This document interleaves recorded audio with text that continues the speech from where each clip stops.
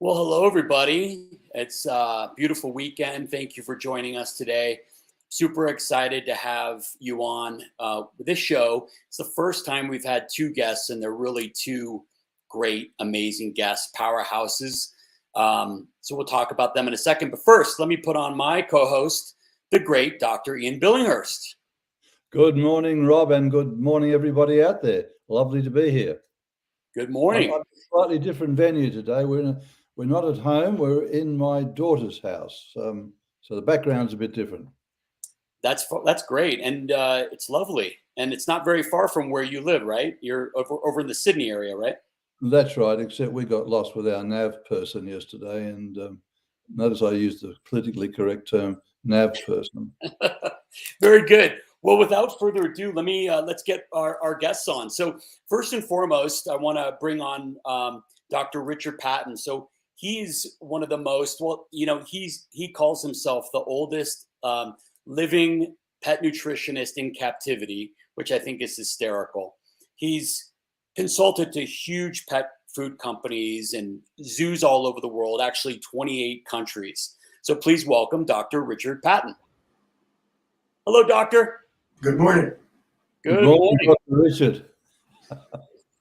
And let me get our next guest on. So Dr. Kim Freeman is an amazing holistic veterinarian in New Mexico, and she's considers her specialty to be Chinese medicine and herbs and acupuncture, among many other things. So welcome, Dr. Kim Freeman. Hello. Hi, Good Kim. morning, Dr. Kim. Good morning. Well, this is going to be such fun today because we have so much to get into. We want to talk about certainly food and nutrition as the base of really all health, and also the base of the foundation of really what is disease when you have the wrong nutrition. And so let's start there. What both of you are working with Shine Pet. Over in New Mexico, they for just let people know, their website is shine.pet. They make incredible raw food and custom recipes. So maybe we can start with you, Dr. Patton. Tell us a little bit about what you do for companies and specifically Shine. I guess what you would say is my role, where I try and contribute, is to keep formulations between the white lines, so that they are indeed proper nutrition, and that they would do a good job of nourishing a pet. Great, I love that, the white lines. And how about you, Dr. Freeman, or Kim? Sorry. Yeah, Kim's good.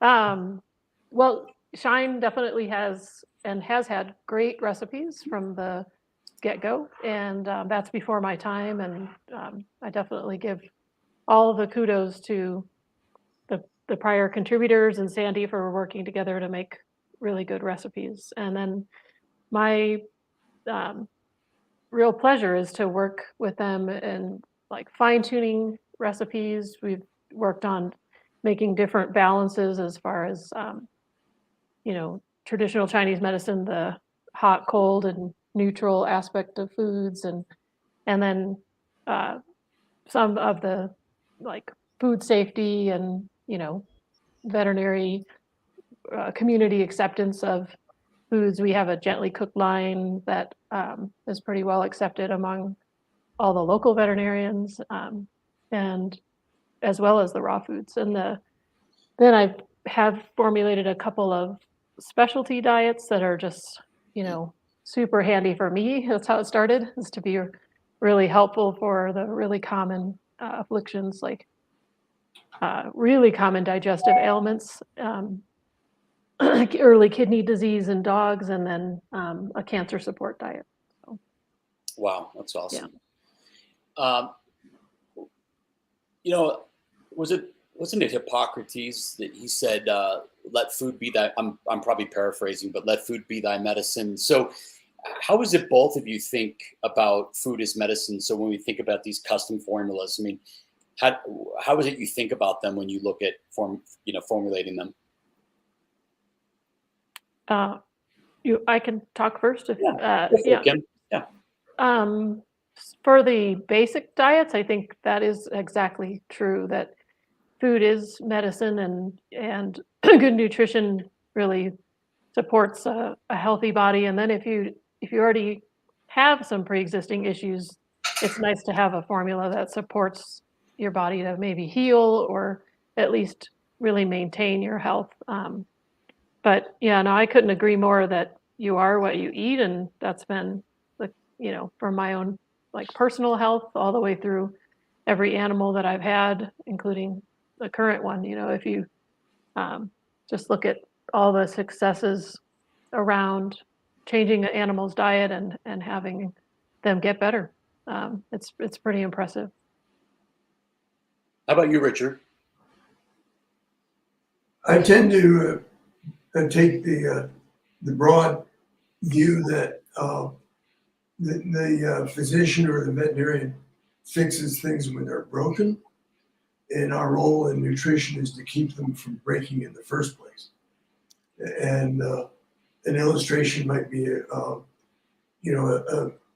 puppy that maybe it's a year and a half old, and it breaks its leg, and you go to the clinic and they fix the leg.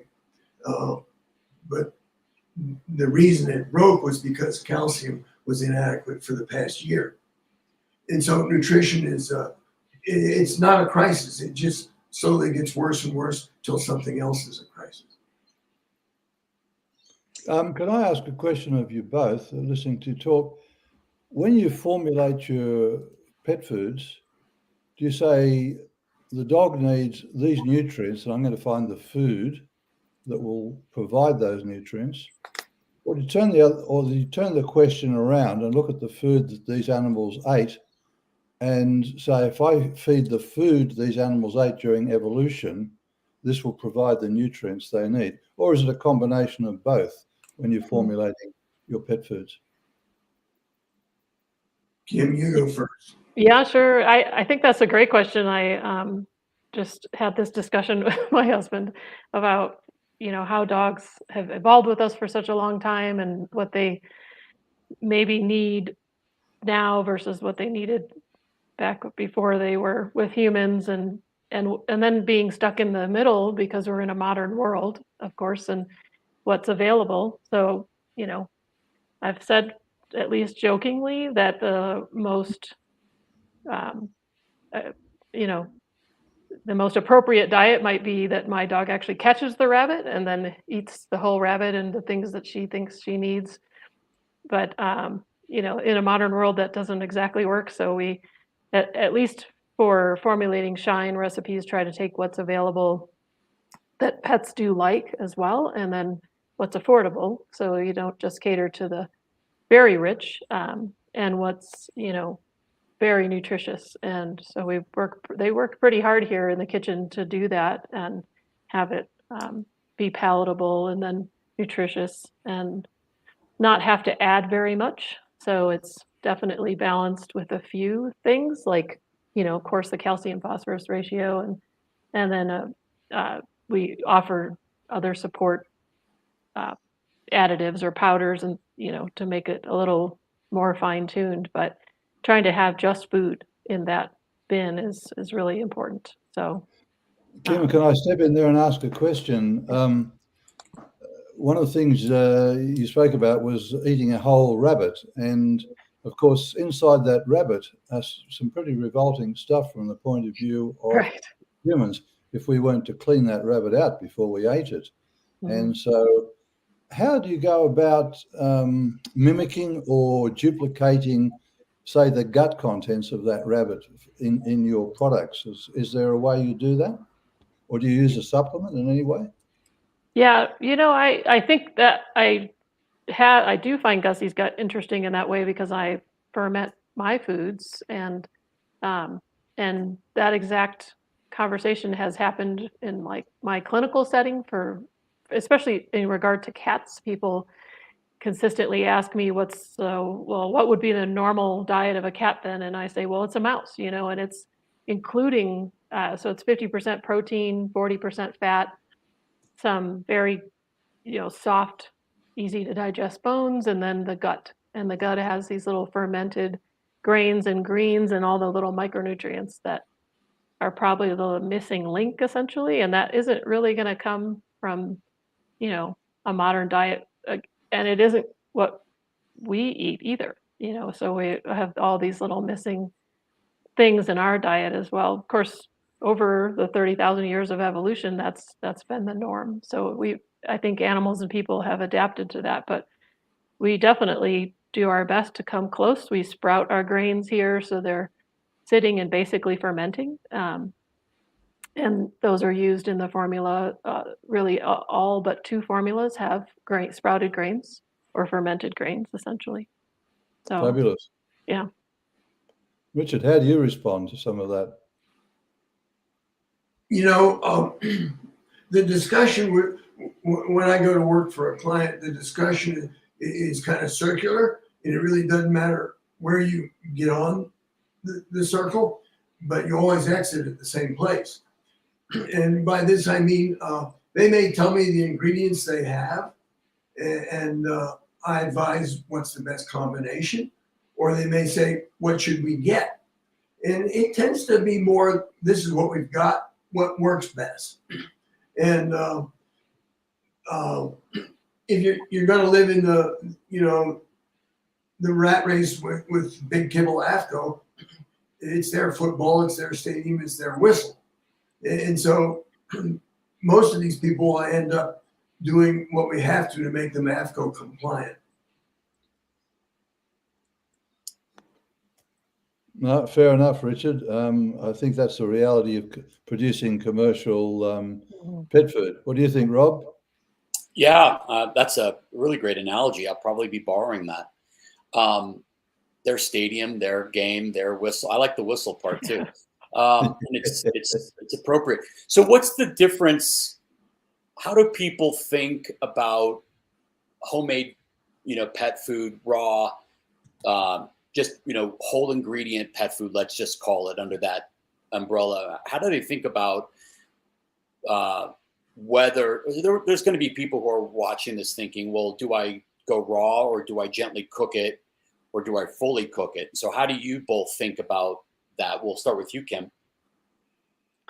Yeah, it's well, it's definitely a highly controversial subject in the veterinary world, and I walk that line every day. And I have amazing colleagues. You know, at the clinic I work at, there are 8 of us, and they're all very, very accepting of gently cooked, especially because it's quite transparent as to how we do it, and it meets with a lot of Richard's guidance, safety standards that are well above even what I think is happening in dry food. And then, you know, they are open to listening. That has to happen in any situation, that people have to be open to listen. But the conversation for me, I just focus on common sense, that fresh whole foods are really highly recommended in the human world, and we're not so different. And in fact, if you just take a step further into the cat world, it's 100% makes sense that they don't do well on processed foods. So in a clinical setting, you know, I only have a certain amount of time, so I just emphasize fresh foods, and I emphasize that they want to be very safe, because what we don't want is a bad outcome or some easily blamable factor that's involves, you know, food poisoning or something like that. And that's, you know, often could happen at home or, you know, just on accident. And so people, at least who come to see me about doing any switching, get a lot of education on how to do it and how to do it properly, slowly, even prep their dog beforehand to get their gut flora ready to handle whole fresh foods. And I just refer to it as whole fresh foods, and it doesn't have to be so controversial. You know, I think it's important actually to avoid that controversy, because there's no reason for it. It gets worse. In fact, when you step into the dry food, it's like talking about politics at this point, you know. So I just avoid it and talk about a positive, common sense approach. So Terminology is everything, Kim. yeah. How about you, Dr. Patton? So how do you think, let me ask it the same question a little different way. How do you think about the use of gently cooked versus raw? Besides it being just a personal preference, do you have a preference for what types of dogs are better suited on gently cooked? I think we need to establish a couple of fundamentals at play here, and then I'll go right to that specific question. For the vast majority of pet owners, when they go shopping for pet food, they're confronted with three fundamental questions: economy, nutrition, and convenience. And it's very hard to get all three at once. And I believe when you go towards better nutrition, you start to leave economy. And of course, there's always this sticker shock with the freeze dried. But that notwithstanding, it's the fastest growing segment of the pet food world right now. Everybody is getting freeze dryers. And we get some ground back on the economy because you don't have to pay to ship water around the world. And then with the frozen one, if I get a package of frozen pet food shows up on my doorstep, I've paid the freight on a lot of dry ice that's not there anymore. So, Right. So there's always this tap dance going on, and I found that if you just take the position of informing their decision, eventually you'll sway them in the way that makes the most sense for them. Can I just? I'm just listening to this now, and I'm thinking, and maybe the situation could be different in Australia, but I'm just wondering. Assuming you get the nutrition right, and assuming you have the time to do it, which do you two think? And I don't care really. Well, it doesn't matter who answers it, and maybe both. Which is it okay to produce a home-produced pet food? Is it actually better than the commercial? What are the pros and the cons? Can we just look at that question for a moment? Assuming you have the time, and just assuming you have the time, can we talk about producing home-produced pet food? I mean, I could go first by saying that I created just even like an information sheet for people, because the first thing I offer them, if they already come to me and say, well, I'm making this portion of my dog's food, and then the rest is XYZ commercial food. And, I say, well, if you're already doing it, then here's some information on how to do it well. And then everybody's got their level, like Richard said, of economy and convenience, and even just literally their own home packaging might be, the sticking point if they don't have enough freezer space or something like that. So but I think the important thing is that they have some baseline to go on, and if I have a 10 or 12-year-old animal that someone wants to start cooking for, I'm not so focused on it being extraordinarily balanced every single bite.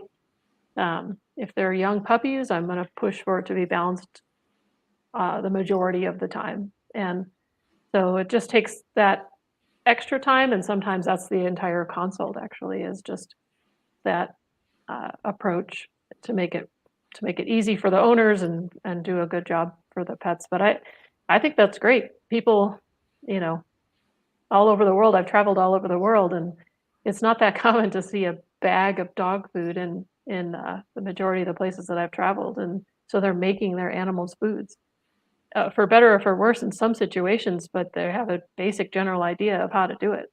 And then, they could be guided to do it a little bit better. I think it's great. Yes, we just jump in there too. And I think in terms of utilizing the world's resources more effectively and efficiently, the more we can produce locally and do things at home, rather without those transport costs, so much the better. So that is where freeze-dried comes in to very, very much so. Richard, what are your thoughts on home-produced versus commercially produced raw foods?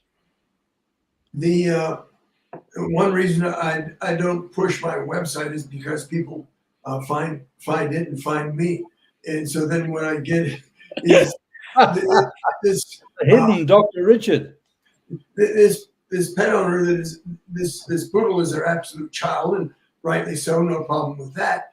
But they want me to then orchestrate their diet, and these people don't have a scale in the house, pound or gram or kilogram, and the thing I mean, it's all I can guarantee you. Just about every do-it-yourself home diet is going to get it wrong on calcium and phosphorus. And so then you're sending these people to go buy chicken and grind it up, or go buy bone and grind it up, or buy dicalcium phosphate and limestone. And most people with most pet owners don't have access to these things. So when an individual pet owner calls me, it's a little bit of a slog for me to get them between the white lines. Okay. I've got another question. How do you feel about mixing raw food, say, with dry? Can you talk to that question? Yeah, I generally try really hard not to judge what people do, and so I just suggest that they feed it in a separate meal, so that if they just pick whatever it might be that their morning is very crazy and they just need to put the dry down in the morning, and meal feeding is what I suggest, so they're not just leaving food out to pick at all day and it has slow digestion. And then, if they need to do this fresh food in a separate meal, I recommend that. They digest at such different rates and promote bad fermentation, in my opinion. So again, though, I look at what people do in a day, and it's not like the old days when you had all the time in the world to do all the things. So, and the economy and all the factors play effect. So if someone comes to me and this is what they want to do, other than cats, for cats I really stress that they should at least then just feed canned food separately, because dry food's just inappropriate. But so you see the digestion of these two and the results as not so good if you physically mix them. You like to separate the meals if they're going to feed that way. Yeah, and we recommend that at Shine, just so we don't. So it's definitely easier with the transition as well. So you see a lot less problems if they have a very small meal of the new food and are able to deal with it all on its own. Okay, that's a sensible, practical approach, particularly to transition. Mm-hmm. Any further thoughts, Richard? I don't know. I've never known exactly where to come down on this topic. On the one hand, we in our own diets we're perpetually throwing everything at it. Tonight it's Italian, tomorrow it's Chinese, and then we may pick out our big steak, and everyone seems to get along just fine. I will suggest a standard transition. From 100% to 50-50 to 100% the other way. There's going to be the occasional behavior you can't break through. I belong to a fox hunting club, and we've got some 30 hounds, and we had one that I thought needed some TLC, and I brought her home and gave her kibble, the only thing she'd seen for 10 years. And I mixed it half and half with some of Shine's product, and she ate all the kibble and left the proper nutrition. And so then I put just a little bit of proper nutrition on top of a bowl of kibble. And when I returned, all the kibble was gone and the proper nutrition was still in the bowl. And I said, well, when you get hungry enough, you'll eat this. She never did. She had won. And I took her back to the kennel in this jungle pack she lived in, where all she saw was the kibble. There's going to be outliers, and the first thing you got to do in our game in the morning is put on your humbles. Absolutely. Very quickly, my thinking is, did you have much poop to clean up from this dog, or was she also eating her own feces? No, she didn't eat her own feces. Oh, okay. That used to be something I observed a lot, but anyway, no, there you go. You just that dog was half cat. Cats are very Right. Yeah. strange. You Well, really want to get humbled, you'll talk about cats. Oh, absolutely. Our cat rules, no question. Well, and to this point, we have 3 dogs that live in the house with us. And when I go out to feed the horses, they're beside themselves with glee because the first thing they want to do is go eat horse manure. Absolutely. Oh, yeah. And I've often thought, well, now this would be quite a good palliative to add to pet food, but I don't want to do that heavy lifting. Well, the only thing we can't mimic is the fact that the horse poo, when it's fresh, is hot and steaming. Who says dogs don't like warm food? Right. Well, one of the things I wanted to follow up on is our discussion about cooked and grains, and I know at Shine you guys use in some formulas those in your recipes. Do you cook them? I know you sprout them. Do you cook them? Can you talk about why you prepare them the way you do? Sure. We do cook some of them because things like barley, would just never digest. They would come right through. And so they're sprouted and meaning soaked. It's essentially like a fermentation, process to remove the phytic acid from the surface of the grain and then pour off that water and then also break it down for digestibility.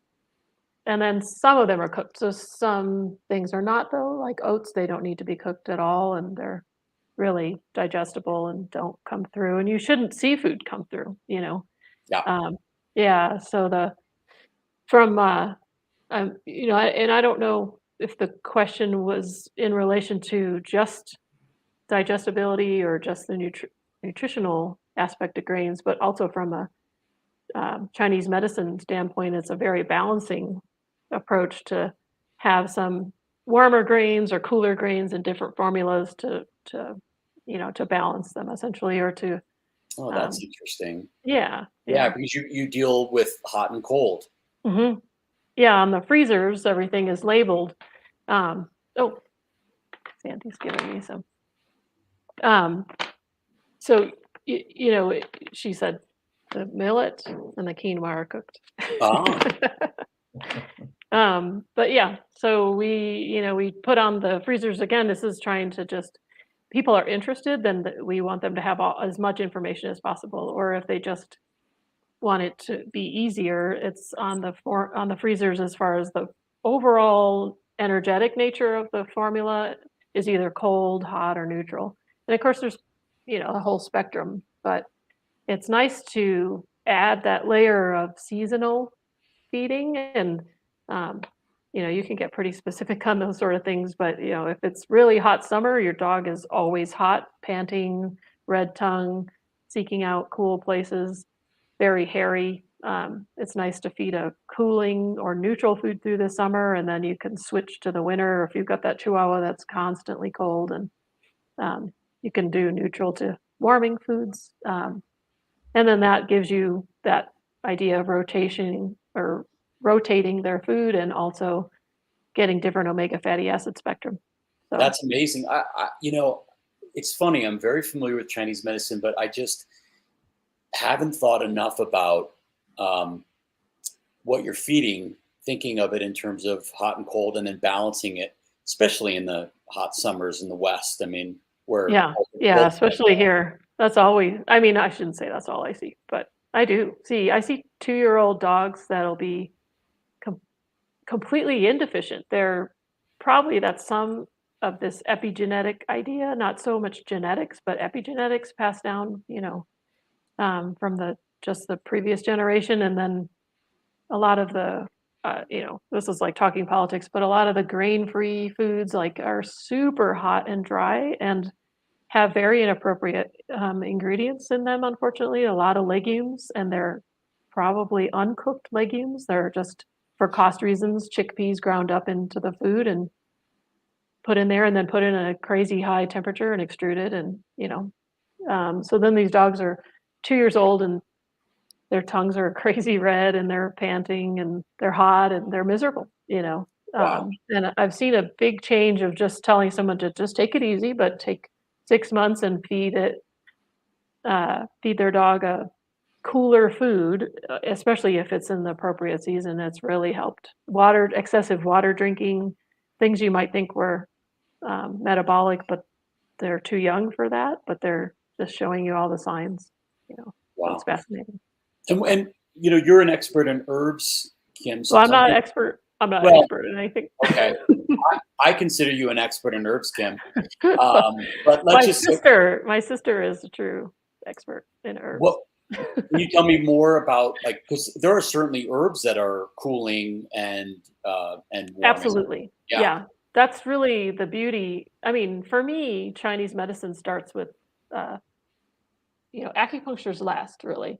Dr. Shea at the Chi Institute teaches it this way. I'm a firm believer that you start with your daily life, which is nutrition and exercise.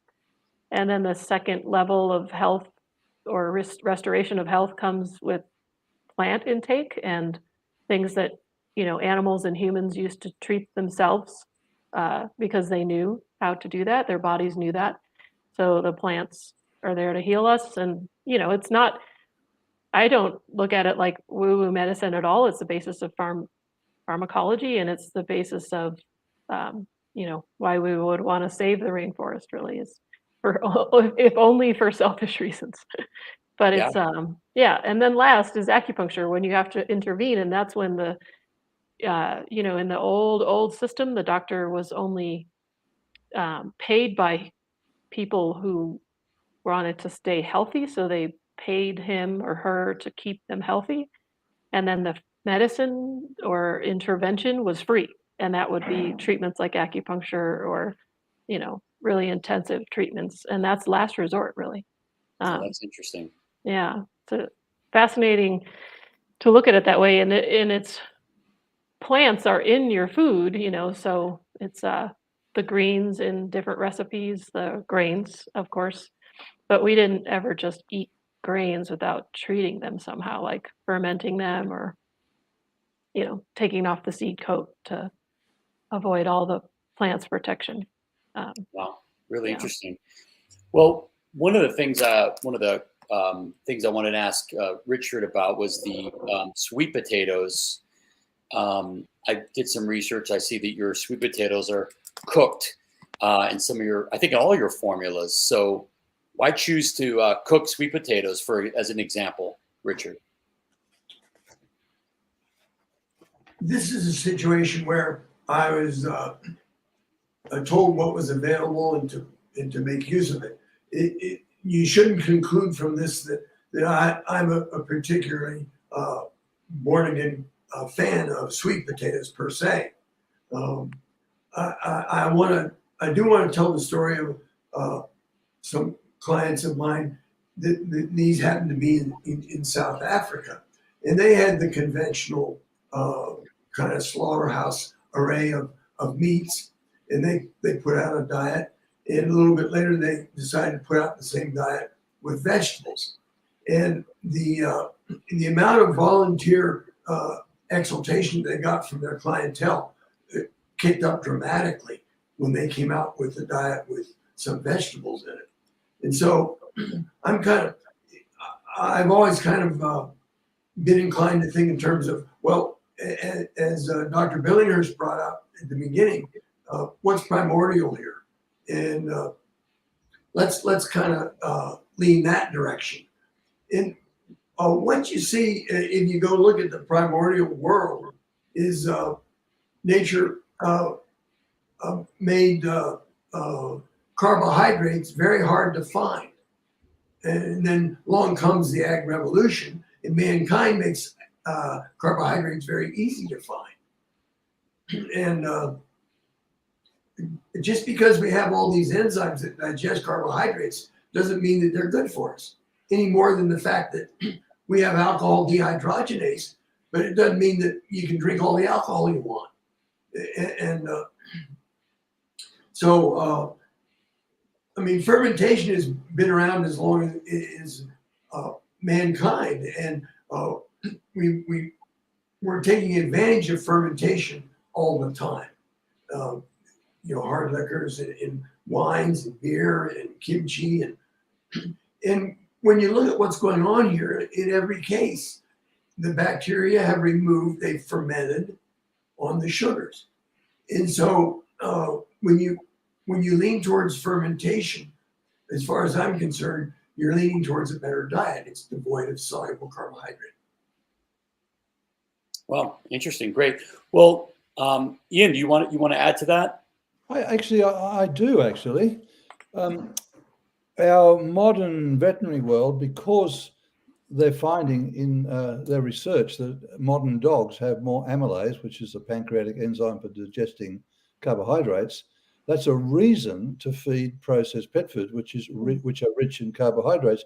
And yet, as I said, the very opposite is true, because if our dogs are able to better digest the carbohydrates and turn them and absorb them and put them into their system as sugar, that sugar is rapidly and more, there's a greater volume, there's a greater increase in sugar within their system in a much more rapid period of time. What does that mean? Well, it means because sugar promotes inflammation, that ability, that amylase, actually increases their inflammation within the body. So it's actually a reason not to feed carbohydrates, because you are now able to more easily digest a food that is virtually poisoning you. So you're more easily taking poison into your body. That's the way I look at it. And because we know that sugar and inflammation is the basic promoter of degenerative disease, and what you're doing because of that brilliant amylase production is you're actually promoting ill health. So the increased amylase goes hand in hand, in my opinion, with more rapid aging and more rapid degeneration. So it's a reason not to feed processed food, not a reason to feed processed food. Well, yeah, right. I'm a fan of sweet potatoes for Gussie, because this is a dog that he is hard. I mean, I can give him 2 pounds of raw food a day and he won't gain any weight. And just recently my vet said, let's have, he's in great shape. Can we get 5 extra pounds on him in case he ever should get sick, and can, he's got some extra weight he can cash in on if he needs it. And that made a lot of sense to me. So I ended up throwing in some cooked rice and sweet potato, and it's doing the trick slowly. And then I'll probably end up taking him off it or playing with it and seeing how it goes. But it's definitely got a use. I mean, and it's definitely got some nutrition value. It's certainly better than the corn and, et cetera, the wheat and corn that they're putting into processed foods. That's for sure. Can I make a comment there, Rob? Oh, please. Yeah. Feed carbohydrates, and of course, empty carbohydrates go straight to fat. So I say, yes, something like sweet potatoes, which has got some polyphenols, some beta carotene, which is, good nutrition. That's great. But if your dog can tolerate extra fat, then that too will enable this dog to maintain a better weight.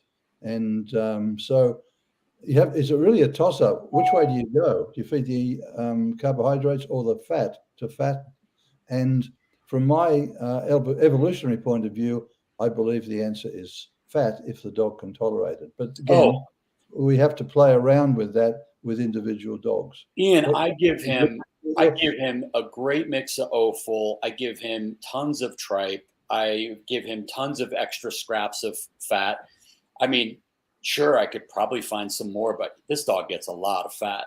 Okay. I mean, and for those of you who are, just hearing this for the first time, Ian taught me everything I know 23 years ago about feeding raw. So Excuse me, may I interrupt for a moment? You may, Richard. you bring up a very good point. I consider Ian the George Washington of this game.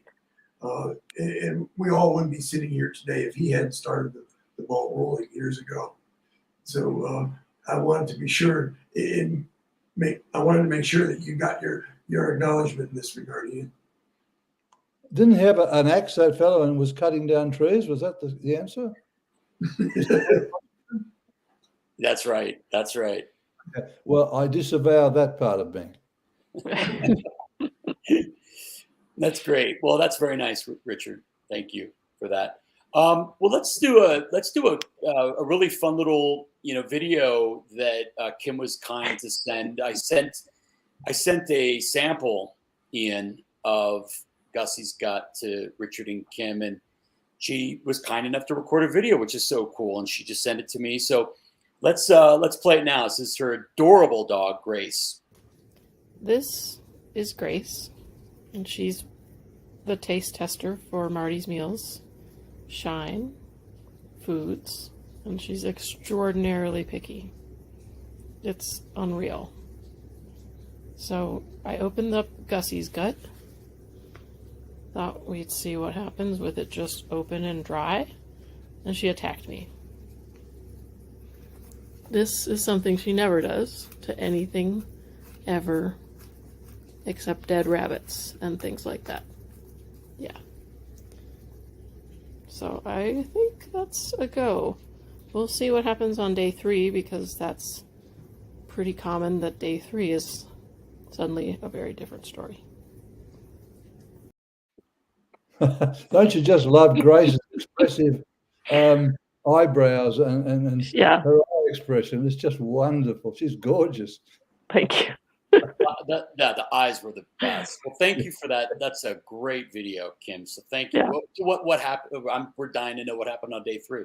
Yeah, no, we're into, well, I think it's over a week, and she loves it. She does. And I do think she loves the smell of cheese as well, so it's very helpful. Yeah, well, really good smell of, yeah. Yeah, we could you also smell the fresh oregano in there? I mean, that's another smell that comes out. Yeah. We pick a really great, high quality, organic, but nice and stinky cheese, because we know the dogs like it stinky. Yeah. And it does help. But I'm gonna get brave here, and I'm gonna start sending out samples without it, because I've tasted it. I've tasted our product. It's it's 100% made to human standards, with our human ingredients from farmers, just like we get at the grocery store, organic produce. But it's so mild and it tastes so great. I actually think there's somebody out there that could start a business that makes green smoothies in these fermented, because it's just not the same as having fresh fermented, say, kimchi or kraut or anything like that. So I'm so happy to hear that she likes it. And she has some gut issues. Is that what you were saying? Yeah, no, it's she came that way. She was sick from a puppy. So she, and her sister, a little identical twin, turned into a shelter because they were ill from the beginning, and they're Pyrenees poodle. I don't buy dogs, and I don't recommend that whole thing, but she definitely got both breeds problems. And the same thing, like Richard's example, where she would run past a piece of steak to get a piece of bread or a piece of kibble. And so it was a struggle. And she's 7 now. She has amazing gut health, but she loves to do things like eat, the neighbors' cooked rib bones that they throw out, and run off and find it. We live on property. She loves to drink really bad river water, so she'll challenge her gut regularly. But this week she's eaten every single meal. She loves that supplement on there. That's awesome. Yeah, and she's on 100% Shine, and her health is spectacular. She's a very, very healthy dog, but she didn't used to be, for sure. Yeah. When you both think about the the gut health and restoration toolbox, can we go into what is involved in that? And I think we should include, in the meal, and whether that's, we just touched on it a second ago. Is it, there's camps out there that think that it should just be meat. There are camps out there that think you should have vegetables in with the meat to have a healthy gut. And obviously, there's a range of cooked and starches or tubers and various other things. So can we just talk about the gut restoration toolbox? What people have access to have a really healthy gut? And we'll start with you, Kim, since you're the main screen. Yeah, I know. From my perspective, I mean, the 80-90% of the consults I see are pretty sick animals to start with, varying degrees. Either they've come to me because they've had, I'm sure I can say this word, diarrhea for years, animals with diarrhea for years. Wow.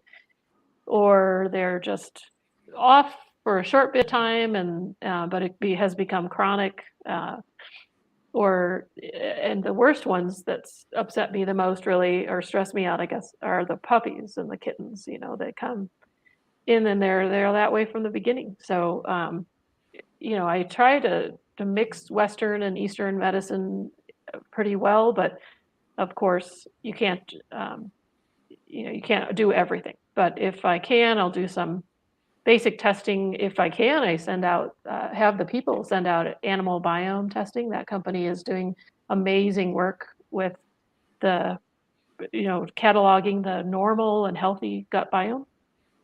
And it's not that expensive, really. And then they have their own products, of course, of probiotics, prebiotic and probiotics. And then, and even sometimes that's not enough, to just fix everything. I'll do gut testing, which just at least a panel where you're looking at cobalamin or B12 folate levels to see if they have chronic pancreatitis, because again, like Ian mentioned, you love to get the fat content up there as much as you can, but some animals can't tolerate it. And if I make them sicker, that's not a success story. So, if you can do all that testing, that's great. If you can't, you just start with what you can do. And I depend on, at least for prepared probiotics, a certain company, because they prove to me by culture what's in there, and then try to push just healthy probiotics in the food. And usually I get animals that are sick enough they can't handle much dairy, so then we're stuck sort of in the middle of that. But a fermented food is a lot different, than just a like yogurt or dairy product. So it's always a mixture, and I try to look at the whole picture of what the people can do, what they've tried already. But usually if you just start giving them fresh whole foods, you can't get very far without prepping their gut first. So so when we formulated the digestive formula here, it's it's just a daily approach to like a very, very gentle, extremely gentle cleanse, because I think in the States that we do a lot of cleanses, and it's really aggressive and way too hard on animals. They don't go out and just cleanse themselves, with really harsh herbs all the time. They just cleanse daily. Literally down to the simple stuff like eat a dandelion leaf or, something very gentle and daily. So that's the basis behind that food, is to be super gentle, super digestible, and also have the prebiotic ready to go when the probiotics arrive. Yeah, and when the gut flora wants to take hold, and we've got good, a good setup for it to happen. So, that's my approach. It can change. So, and there are some stubborn cases, and my own dog was one of them. So, yeah. Great. How about you, Richard? How do you feel about what products, like what kefir, bone broth, I believe that there's, again, going back to the basic rules that we run headlong into at the outset. In that, for the man on the street, the pet owner, everyone thinks that fat is fattening and carbs are innocent. And as we all know, it's exactly the opposite. The fat is innocent and the carbs are the mortal sin. And I took our kennel of foxhounds where there's a boys' dorm and a girls' dorm, and put them on all the girls went on a quality freeze-dried diet. And then they were weighed on a regular basis. And one of the things initially that upset me was they lost weight on this proper nutrition. But we stuck with it. And what we found is they lost about 8% body weight, and then they stopped. And what I realized was that they were carrying excess body fat, even though foxhounds get exercise. They'll run 100 miles a week when I was chasing them. But most pets on kibble are carrying excess weight, and nobody even knows it. And so the other corollary, and I know, Kim, you've run into this, but 90% of all loose stools are due to overfeeding. And then I was just talking with Kim about a paper that's been in the literature now for quite some time, and it shows that restricted caloric intake extended life. And so all these fundamentals are playing into a quality diet. And this, to bring it full circle, fermented has no sugar in it. So it's a collateral benefit in addition to all the other good stuff. Wow. I do intermittent fasting, time restricted eating. Do you believe in that for animals too? I believe in it for everybody. Yeah. I mean, since we swung down out of the trees, we were perfected by lack. Our body and our metabolism and our biochemistry has all these hacks and tricks to get us by a couple days. The liver stores vitamin A, and the bones can give you calcium if you're not getting enough. And these are just the absolute first of hundreds of little survival tricks.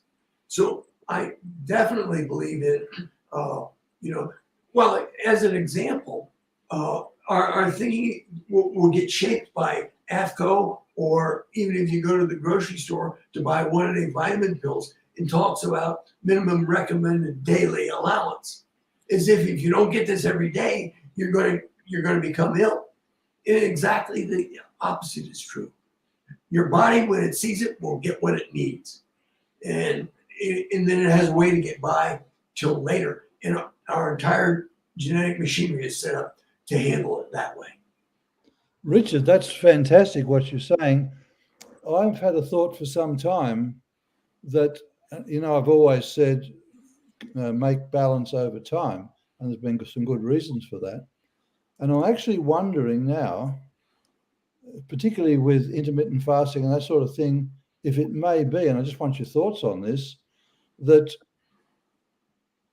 and you use the words perfected by lack, if not having every meal complete and balanced may in fact be one of the mechanisms that promotes both longevity and longevity with health. What is your thoughts on that? Or what are your thoughts on that? Well, I don't know what's the chicken and what's the egg, but the fact of the matter is that the world we evolved in back from the beginning of time served up things intermittently. And we had to evolve to be able to thrive on this. And so you can call it lack, or it's just the way the world was that we found ourselves in, and we adapted to that or perished. I'd like to throw a little accolades to Richard that he's written a very good book about this, and it's probably in that office somewhere. It does describe this to a T, as far as, you don't have a liver that stores glycogen and different compounds and releases it in different processes for no reason. So I, even down to supplements, I tell people I don't take supplements every day myself, although I take plenty of them for different chronic conditions that I was born with. And have acquired, and I don't think they should be every day. And for animals too, and in Chinese medicine, the idea of that is that it might create some heat or some phlegm or some, issues, and it's just a metaphor for the same thing, where if you just piling on all the nutrients or piling on all the excess, especially processed food excess, then you're creating disease. So, Wow. but there is Thank a you. book. We should hold it up. Maybe Thank you for bringing that somebody up. in the background. Yeah, thank Yeah. you for bringing that up. Richard, I think, is one of the most humble. I said this to him before we went on live, but one of the most humble professionals in this space that is renowned. And I don't think the one thing he's probably not good at is self-promotion. So, Yeah. Richard, what is the name of the book, if we may? Hopefully we can find that. And also, can you tell me your thoughts on fasting your dogs once a week or whatever, once a month, once every 2 weeks, if you have any thoughts about that, Richard? It's universal in zoos for their carnivore collection. They have 1 day of fasting, and for the obligate carnivore, there's no harm in this because they're different. Their enzymes stay active, but for the rest of us, they'll go to sleep. If we quit presenting the food, the enzymes quit showing up. But in the obligate carnivore, they're there all the time, no matter what. Great. That's, my dogs for 23 years have fasted once a week, whether they make me feel bad about it or not.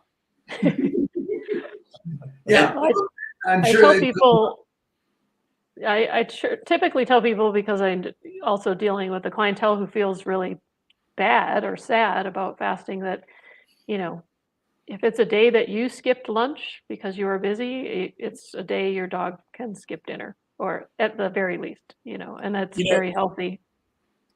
As I get older and I become more of a softie, I do one thing with my dogs when it's their fasting day. I buy them a big, and this is just ridiculous, I know, but it assuages my guilt. And for some reason, it hasn't gotten easier. It's gotten worse. But I get them a large, pure coconut water, and I give that to them, and they drink a whole coconut water during that day, and it makes me feel better. I don't think I'm fooling them, but it makes me feel better. So anyway, and Richard, we haven't heard the name of the book that was my next question, Rob. I want to know where we can get hold of this book. Yes. Dogs Naturally magazine sells it. It's called Perfected by Lack, Ruined by Excess. Okay. Dogs Naturally magazine sells it. Okay. So go to their website and say that title one more time for me. It is Perfected by Lack, Ruined by Excess, or maybe it's the other way around. Ruined by excess, perfected by lack. Okay. Perfected I'm not very good at marketing. That's great. I love it. Okay. Thank you. It. Well, we'll look for your name as the author, and we'll get it that way. No problem. So dogsnaturally.com. All right. Excellent. Some last thoughts. We're coming up on our hour. So Ian, how about you? Any last thoughts? We'll go around. Yeah, Kim mentioned something which was interesting, that I just can't remember the name of the company, Animal Biome, I think she said, and they're looking at healthy dogs and looking at their microbiome. Have they looked at raw fed dogs and their microbiome, and they're healthy, and the apparently healthy kibble fed dogs and their microbiome? Is there any comparison or any results of that within their data? Kim, let me take this one. Go ahead. Yeah. Yeah, I actually have data that they have provided me where they not only looked at raw versus natural, they've looked at the feces of wolves compared to kibble. And I use that information, that data in my lectures. That's so cool. And can you tell us something about the differences, Richard? Yeah, it's very dramatic. The kibble-fed dogs have a lot of bacteria of one kind, and the wolves have a lot of bacteria of another kind. It is pretty easy to connect the dots here. These bacteria that proliferate are associated with not good things. So Richard, do you have that data? Can one get hold of that data from you? And I know it's something I probably should ask, but I'm asking now. Yeah, From you. on their website, they're pretty transparent, and Right. they try to be apolitical in a sense that they just explain the particular bacteria and they speciate them, and then they explain that this particular one promotes health and it loves protein or it loves more fiber. And then that if you were trying to reduce this one that promotes disease, that particular bacteria loves carbohydrates. And so they don't really name foods or anything, but it's been great as far as, yeah. And we've even discussed with them at Shine doing trials because, we have even a different product than some do at all with sprouted, you know, grains, and just to see what is going on. It's been very helpful to have that, even as a professional, or especially as a professional. Yeah, giving the facts, Kim, is actual science without actually putting some spin on it, which is Right. very rare these days. God I would help like us. at some stage to get the contacts or the website for those people. Yeah, they make their money off their probiotics, their prebiotics, and their fecal transplant they supply to veterinarians, and I've done a That's number of fabulous. those. Yeah. Yeah. Wow, Well, that's great. they perhaps should be spread around too. That people should know about this, particularly veterinarians, because I Mhm. think certainly in Australia, fecal transplant isn't, to my knowledge, isn't a big thing, but it should be. Not that we could probably import that product out here because of our regulations, but wow, the microbiome certainly is starting to be, or we are realizing the importance now today of that. Fantastic. Mhm. Yes. Well, Richard, do you have any parting thoughts? I think you've been kind enough to let me drone on as it is. I'll be quiet. It's been amazing. Thank you for the contribution today. How about you, Kim? I mean, nothing earth-shattering. I'm just really glad to get together and talk about this stuff. I think it's wonderful, and it deserves like a Facebook following of Oh, gut health and animals. Yeah. I'm into yes. that. Well said.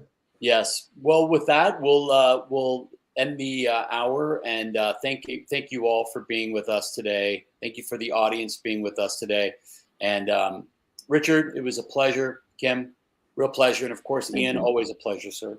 Thank you all very much. To Richard and Kim, a pleasure too. Fantastic. Thank you so much. Really good. All right. Thank you so much, everybody. Have a great day.